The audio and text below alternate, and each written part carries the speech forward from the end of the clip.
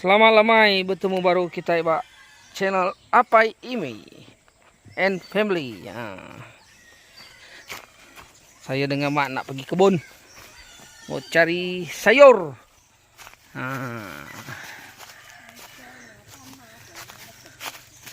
Baru ngelebus gawai, nada hari ke gigak sayur ke kebun, medak kebun sayur. Ketuk pengawal. Panas habis so. Kumpat itu kah? Terung pipit. Tu gemar kebun indai.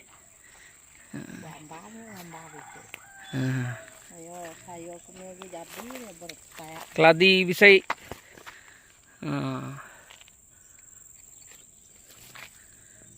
Po jagung, juang din po jagung. Oh, ni po jagung ah.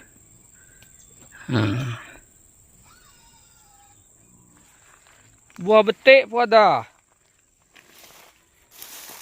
Tengok buah betik.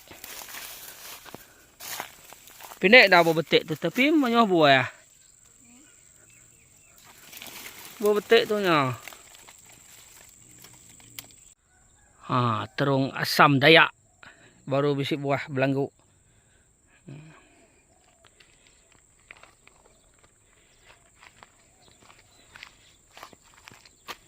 Indah lagi ngiting buah terung pipit.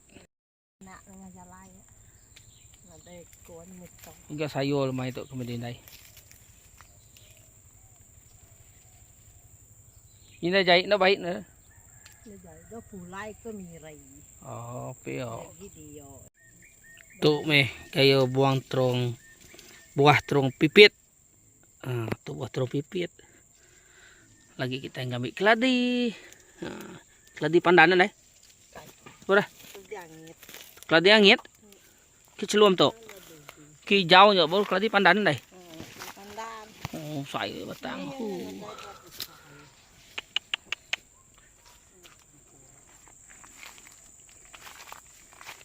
Tok noh. Kan tu empasa hujan nyala. Saya. Dah ngambil buah keladi. Keladi. Nyop saya nak keladi stik tu ni. Nyop saya nak. Okey, inilah hasil petang mencari sayur di kebun, guys. Mak punya kebun. Kalau kita berbudi kepada tanah, tanah akan berbudi kepada kita. Okey, guys, jangan lupa tonton video saya sampai habis. Tekan butang subscribe. Hasil buah lemai tu. Sayur bisai, buah rungan bisai. Terung pipit bisai. Balik dari kebun kita melawat kandang babi. Oi.